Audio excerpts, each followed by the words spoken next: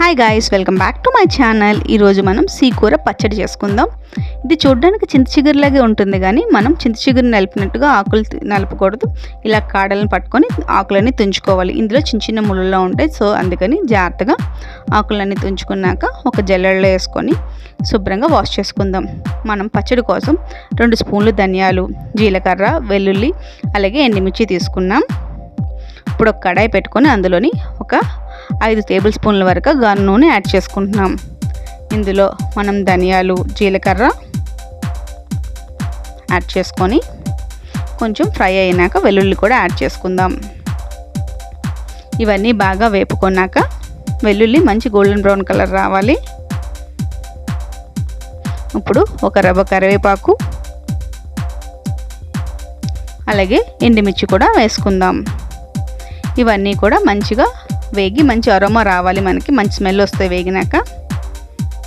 ఇప్పుడు ఇవి ఒక ప్లేట్లోకి తీసుకుందాం.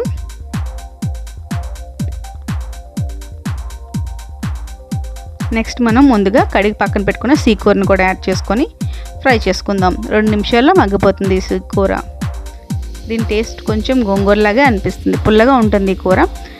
పులుపు ఎక్కువ ఇష్టపడని వాళ్ళు ఇలా చేసుకోండి. ఇంకా పులుపు కావాలి అనుకుంటే కొంచెం చింతపండు కూడా యాడ్ చేసుకోవచ్చు. ఇందులోనే చిన్న చింతపండు కూడా యాడ్ చేసుకోవచ్చు మీరు కావాలంటే. మాకైతే ఇలా సరిపోతుంది పులుపు, అందుకని మేము ఉత్తి సీకూరనే వేపుకుంటున్నాం. ఇప్పుడు చల్లగా అయినాక మనం ముందుగా వేయించుకున్న ధనియాలు, జీలకర్ర, ఎండుమిర్చి, వెల్లుల్లి, కరివేపాకు, కొంచెం కల్లుప్పు వేసుకుంటున్నాం. ఇవన్నీ కూడా వేసుకొని ముందుగా మిక్సీ పట్టుకోండి. ఇవి బాగా నలిగినాక మనం ముందుగా వేయించుకున్న సీకూరను కూడా ఇప్పుడు యాడ్ చేసుకొని మళ్ళీ ఒక్కసారి మిక్సీ పట్టండి. ఇప్పుడు కొంచెం వాటర్ కూడా యాడ్ చేసుకొని మళ్ళీ ఒక్కసారి మిక్సీ పట్టుకొని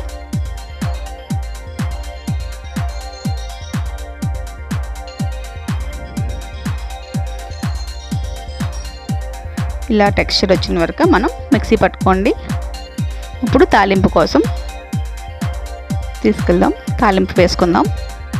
ఒక కడాయిలో మనం కొంచెం ఆయిల్ యాడ్ చేసుకొని అందులో వెల్లుల్లి గుడ్లు, జీలకర్ర, ఎండుమిర్చి, కరివేపాకు ముందుగా ఆయిల్లో వెల్లుల్లి వేసుకొని మంచి గోల్డెన్ బ్రౌన్ కలర్ వచ్చిన వరకు వేయించుకుందాం.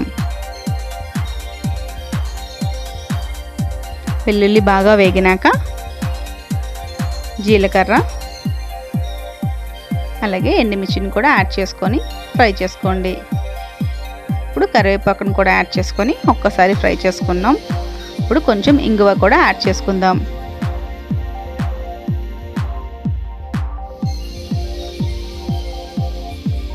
ఇప్పుడు ముందుగా మనం మిక్సీ పట్టుకున్న పచ్చడిని కూడా యాడ్ చేసుకుందాం. ఇందులో ఈ తాలింపు బాగా వేగింది కదా, వేగినాక ఇప్పుడు ముందుగా మిక్సీ పట్టుకున్న పచ్చడిని కూడా యాడ్ చేసుకోండి.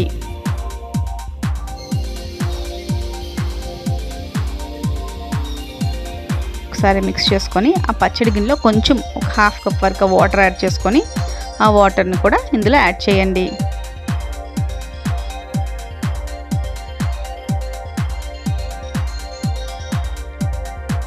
ఇప్పుడు ఇదంతా కూడా ఒక 2 నిమిషాలు బాగా కుక్ అవ్వాలి. మనకి ఆయిల్ పైకి తేరే వరకు బాగా మిక్స్ చేసుకొని కుక్ చేయండి.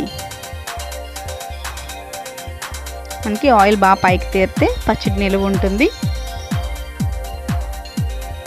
మనకి జ్వరం వచ్చినప్పుడు కానీ నోరు బాగాలేనప్పుడు కానీ ఈ పచ్చడి చేసుకొని చాలా బాగుంటుంది టేస్ట్.